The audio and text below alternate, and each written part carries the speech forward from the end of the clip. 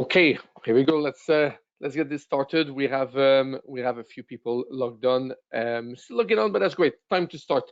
Well, once again, thank you for joining our webinar today.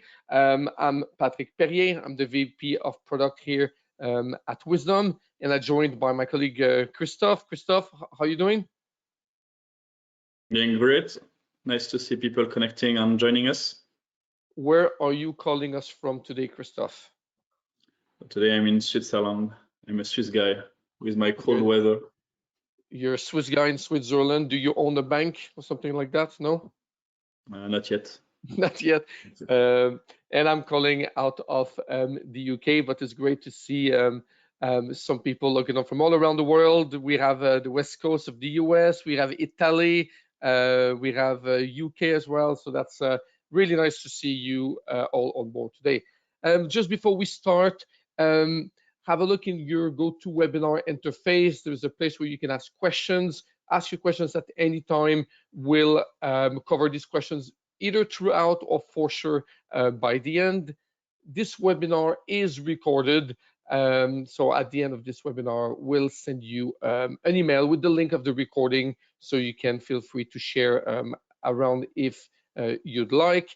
And finally, when we close this webinar, you have a little pop-up. It takes only a few seconds.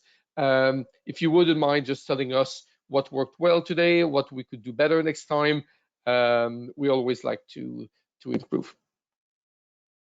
The agenda is very simple. I'll say a few words about who we are at Wiiisdom, but especially what we are doing. What is our vision? And our vision is, of course, around analytics governance. And how do we, execute this vision? Is thanks to validation, automation, certification of all your analytics artifacts. And we'll focus on Power BI today. And then Christophe will do 3 excellent demos with 3 different use cases, which I'm sure you will all recognize. So looking at the slide here, I'm sure most of you today will recognize these different BI issues, right? Somebody is about to go to a meeting and he looks at their Power BI reports and they say, hey, is this data correct? Usually my margin is 10%, and now I have some bizarre numbers here. So not too sure if the report is good or not. Or then you'll have multiple people in a meeting and somebody will say, hey, here's my report, and my report says 52%, and somebody else will say, well, hang on, I have another report which is supposed to say the same thing, but it says 75% here. How come we have different numbers for allegedly the same thing? So a lot of effort is made with content, but we have these issues. Moving on to slow performance. If a report takes forever to open or refresh, people won't want to use it, or will use it not very efficiently. And finally, trust in AI. Of course, now analytics vendors, they're all adding copilots and AI solutions and all that.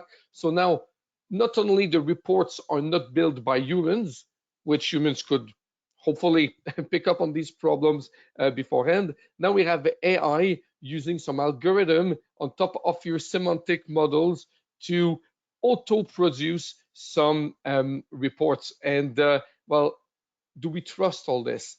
And if we have slow reports, or we have reports that give different values, or reports which we question the numbers, and so on, it creates a lack of trust. And if you don't have trust in something, well, first, you will not use it, and then it's reducing adoption. It's not great. But if you do use it and you make mistakes because of incorrect reports, incorrect data, and incorrect visualizations, well, the impacts can be quite huge. And obviously there's a number of impact here: financially, compliance, reputations, and so on. So nobody wants to not trust their content, and nobody wants to make mistake, which is why we need to implement governance, and we'll expand on that in 1 second. And today we have 4 polls, 4 very quick polls. We'll only spend a few seconds on each. And you see the first poll on your screen now. if you wouldn't mind just clicking around and tell us what your BI issues are, and you see that it's multiple options. So you know, do you validate? And I assume you find it time consuming, or do you hear from users that they don't trust what they see based on past problems? And do you feel you're ready to adopt AI right now? All these beautiful new features, but the Pandora's box. Um, right, I'm looking at few more people to vote. Christophe, you've been in this industry for a little while. Can you tell us a bit of I was going to say fun fact or war stories of what you've seen about BI issues? Yeah, for sure. Anybody that develops some BI content face this kind of issue at some point. I was a BI consultant for 6 years, working mainly on Tableau and Power BI, and we had a case like this where you spend 1-2 months to develop a profit and loss dashboard. You present it once, it's wrong. A second time, you try to fix it, you see it, and in the end, we discuss with the end user and we ask them, okay, are you ready to trust and use this dashboard now that we spend quite a lot of time and feedback with IT to develop it? And they were like, we will see. They were not sure to trust it because they see numbers wrong and they never knew really be sure that they could trust it or not. And there was a real lack of trust. So it's what we try to avoid here, really, it's to validate content. And it seems that, by the way, thank you very much for all of you who voted, and Christophe, yeah, very interesting story, and it seems to resonate with the people joining us today, right? Is we kind of want to validate, but I'm sure you want to validate, but it's practically non-existent, and there's a trust issue, and we want to avoid this trust issue. So let's see. I should be able to move on now. Here we go. So at Wiiisdom, so I talked a little bit about the problem, right? There are BI issues, and clearly it resonates. At Wiiisdom, we want to change how people consume analytics, and we will all understand this analogy here. You travel to a town, or it's time to go out for dinner tonight. What do? You take Google Maps or a TripAdvisor or something, and you'll have a look at the review of some restaurants or some hotels. And then you find this restaurants which says, "Hey, 5 out of 5 star reviews is 10," and you read some comments. So of course you want to make a decision to go to the right restaurant. But I don't know for you, I personally don't really care if the food was good 5 years ago or if the latest 5 star review was, 5 years ago. What I want to do is sort by new and see last night, right? People who went out for dinner last night, what was their experience? Did they like it? They liked it? Fine. I can trust, I can take a fair guess that I'm going to have a good experience. The feedback of the last few days or weeks are really bad, despite being good 5 years ago, not interested. I'm going to skip on this. And this is exactly how we are doing this at Wiiisdom.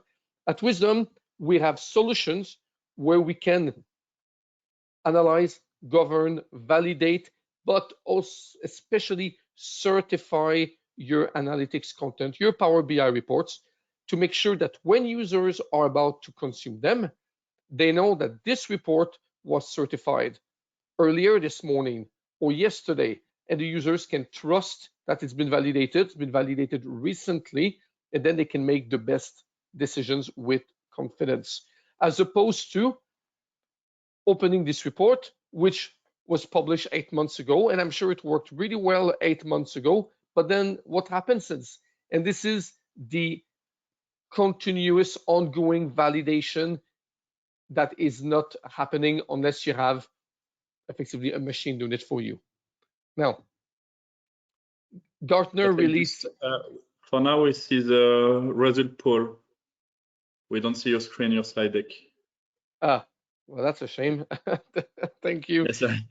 Okay, well, thanks, Christophe. So, well, on the left side, I'm sure you all used TripAdvisors or Google Maps before. We want to replicate the same thing here with content. Certify your analytics content, and continuously inform your users that your content has been certified recently. Now, Gartner released this quote not that long ago, and it is exactly that. You want to implement a certification process and inform your end users regarding the quality and the reliability of their analytics content. And you do that by adding watermarks or visual components, the ability to inform them where they consume the report. There's a number of ways here.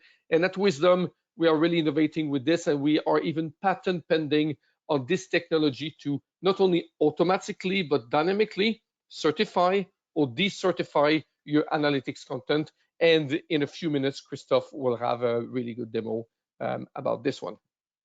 So people want to trust. There are governance issues. The idea is to certify your content by continuously validating, and that's what we do at Wiiisdom. We have solutions for Tableau, for Power BI, for SAP Business Objects to automate the validation, execute your lifecycle management processes, and especially continuous monitoring and certification. So this is my last slide before the demo. We want to move from the Wild West, as we hear some of our customers talking about their situation, where things are very reactive.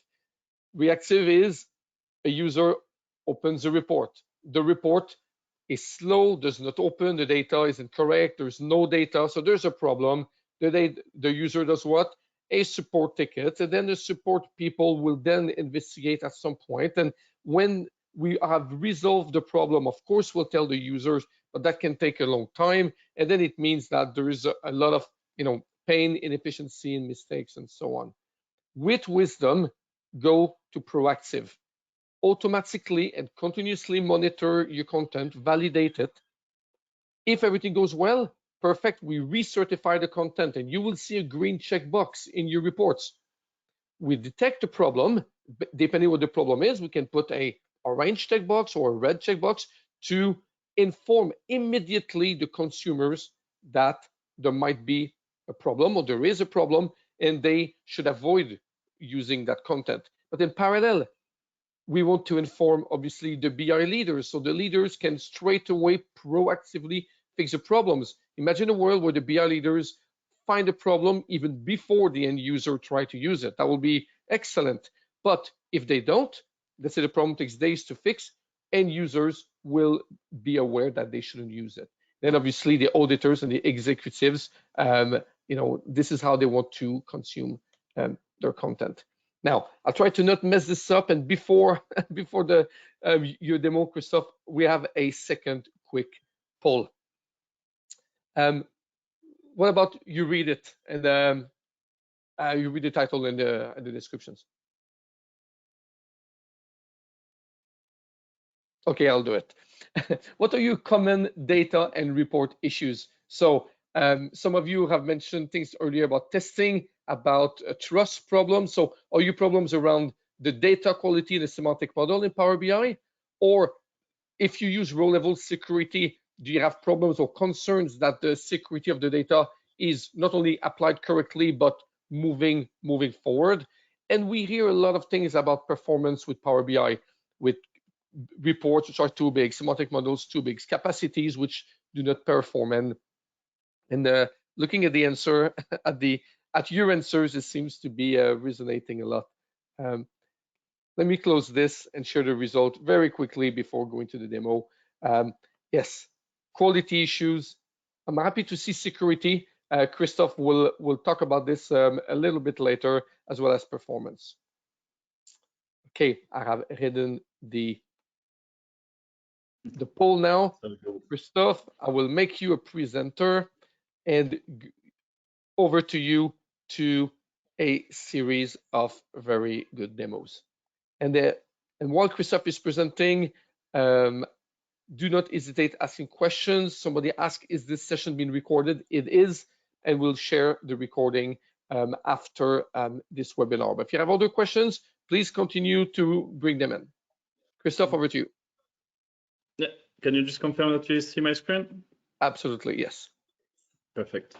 So the goal for the demo today will be to show you mainly how you can automate and validate your semantic model as well as your report, and be more on the proactive element, really to be able to react as fast as possible for a notification that we will send you, and maybe solve the issue before your end user are aware of it. And how can they be aware of it? It's mainly by certification. So it's a goal really of this three demo, and I propose we directly deep dive into it.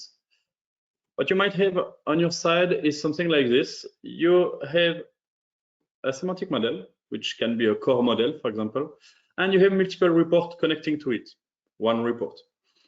What you want is to be sure that the first content on Power BI that you access, the semantic model, is of good quality. Data quality is good, you have the expected value, you have data before checking the report. Because if your semantic model is bad, your report will be bad. So you want to check this. And then you want to be sure that your user experience, the performance are working properly on the report side for your end user to be able to take decision and to move forward. So this is mainly working thanks to our product, so the cloud platform. It's a SaaS, you don't need to install anything. And I really want to focus here on pipelines. Pipelines is your way, as if you're familiar with Azure DevOps pipeline, to execute some steps and ensure that you have the expected data quality. You have the semantic model that you want with the business rules that you expect in your environment for your end user. If I show you this one, so this is one of my pipeline. It's what I do in general when I want to do some semantic model validation. I have something like this, quite small in itself, but can contain a lot of information and a lot of steps. What I have here will always be a 3 steps pipeline. You will always start your pipeline by defining your context. We support Power BI, but we support also Tableau, so you can decide, okay, I want to test something on Power BI. I'm Christophe. I'm connecting to Power BI with my own access, my own permission. So I want to be sure that I'm identified for Power BI, and I have my workspace here that I might want to test content inside. You will have a few steps here to be sure that you validate your semantic model, and you will always have an end step that will tell you, okay, now what happens if something is successful? What happens if something fails? And it's at this point that you really become proactive, because if something is not working, in this case, you want your BI team to be notified by email, for example, okay, I want on failure and success to receive information on why it failed. If you want to be even more proactive, chat are working better. Email, we always have 1,000 of email non-read, unread. So with chat, maybe it's a bit more effective. And finally, you can even integrate with your ticketing system, Jira, ServiceNow, to be sure that if a pipeline is failing, you can create issue, you can manage it in your ticketing system with web request. And now on the semantic model itself, how is it working? The first thing that you will always want to do when you troubleshoot and when you check is, okay, is my dataset refreshed? I don't count the number of times as a consultant when I started working and I receive an email and it's your data are not up to date, it's still the data of yesterday, my dashboard is empty, this kind of thing. So we just check that the semantic model refresh in due time. In one day, it was refreshed in the last day, in last hour, last minute. If you refresh really frequently, you can really just validate, okay, was it refreshed or not? Something that is quite common also is you want to refresh it, but your data pipeline before, your data flow before break. And while it broke, it empty your data set. So what you want to be sure is, okay, I have my semantic model here. I want to be sure that all my table have some data. I want maybe to be sure that I do not have too much data, because now with the cost of cloud, for example, if you have a lot of query or a lot of data, it can cost a lot of money. So what you want to do is be sure, okay, I don't have too much data inside my dashboard, my semantic model, to be sure that the performance are good and the costs are low. You want to be sure that you have the expected value in your semantic model. Because, for example, I know that for this semantic model, I don't have the same business rules between South America and the rest of the world. They have different regulation, they have different constraints. So I want to be sure that my semantic model do not contain any data about South America. The same way, I want to be sure that I don't have too much data. So I want to be sure to restrict data before 2017. Or maybe I change my process and I want to be sure that before 2017, if I was including more data, my analytics will not make sense. So I want to be sure to restrict this. What is nice with this is you could also do it dynamically, which means that if you want to have only 1 year of data, you can just check now minus 1 year, and you are sure to have only 1 year of data and to control the size of your model. This is, for me, my way of ensuring that I have my data quality, that everything is working. Maybe something that I just didn't show you in the statistic yet is you can also check for uniqueness, for distinct value, and for empty data. A lot of things that we heard is my view is empty, I don't have any data, it's blank, I have issue in some column because it was not properly fulfilled. So this is a good way to check that you have some data in the expected column, your most critical column in your semantic model. Hey, Christophe, before Yes. you go to show us the report, there's a question. Somebody's saying what programming language you need to use to create these pipelines. I will maybe show it with the second demo that I will do, but this is really low code, so no code, even no code. Here, it's really mainly you have your steps on the left, you drag and drop, and you can just fulfill your element here. Nobody needs to have any skills for this. It's really easy to use. It's made for you to be able to use it as you would use Excel or any content. It's really easy to use. Okay, I hope that answers the questions. Thank you, Christophe, over to you. Thanks to you. Finally, the two things that I want to show you is you spend a bit of time maybe to work on this to be sure that all your business rules are enforced. What you want then is to schedule, because you did it once, but what is nice is that if I want, I can run it every morning. If I want, I can include it into my CI/CD to be sure that when my data flow finished, I trigger my pipeline to be sure that my tests are still valid, my content is still good. What is also good for your auditors, or when you want to check deep dive troubleshoot, is you have all the report telling you, okay, what worked, what didn't work. I had an issue with my semantic model. It refreshed properly. My row count were good, but I have issue with this. At some point, Argentina came into my model and it's causing me some issue. So I can start, instead of understanding what didn't work, I can start to troubleshoot. That's mainly this for this first demo. Any question, or you want me to continue, Patrick? Anything in the chat? No, that's great. No, let's continue. I'll keep the questions for the next one. Mm-hmm. So now if we want to check for the reports, I want to show you how easy is it to do this kind of test. I will just create a new pipeline to show you the process. I want to test my report. I want to take the one in my demo workspace. I want to continue if there is any error, and I move forward. I want to test my report. So in this case, it's more user experience, checking that it's opening properly. So I know that with this, I have two elements based on this semantic model. So I just want to click on these two and be sure that it's opening in 10 seconds because I'm using it, I'm using it in my monthly meeting, and I need to be sure that it's efficient, because if I need to wait 30 seconds, 1 minute for my report to open or react, it's not a good thing. So I just want to check it's opening, and I want to simulate a journey. Okay, in this case, I want to check that for my market share, my report here, I can just change the country slicer. So I will take North America. I will move to Canada. So I want to check North and Central America to see how it's working. And I can just go to the next step and say, okay, I want to receive an email for this.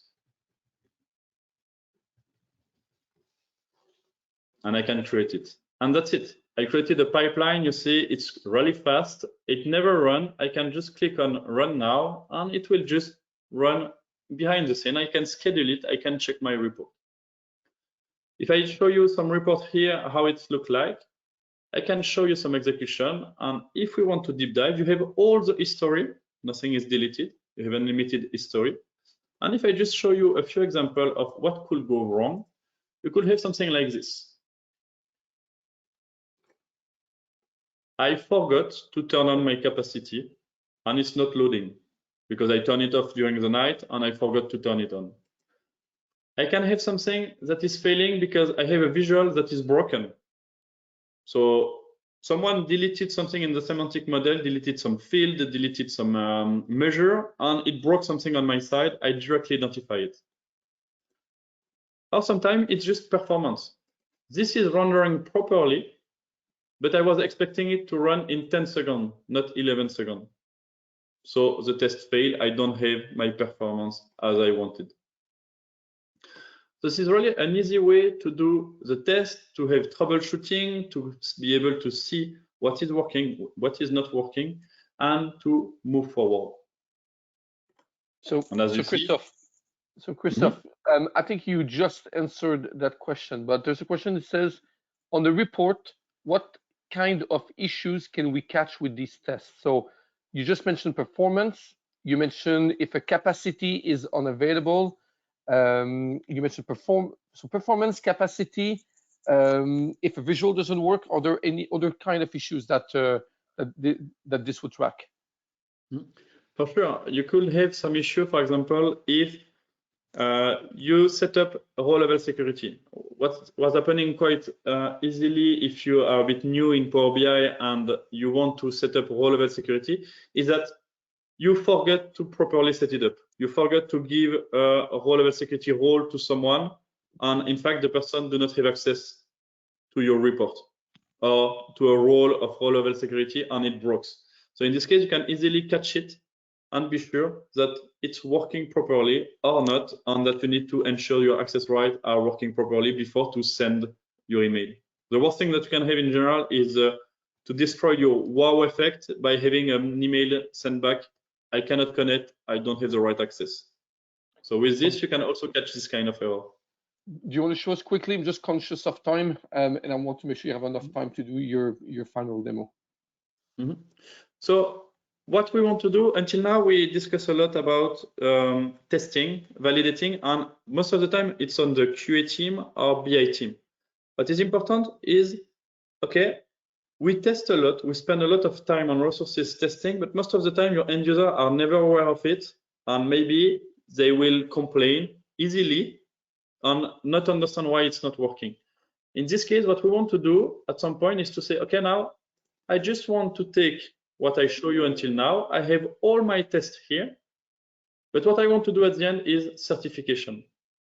I did testing, I did validation, I spent some time doing it. Now I want to be sure that my end users are aware of it.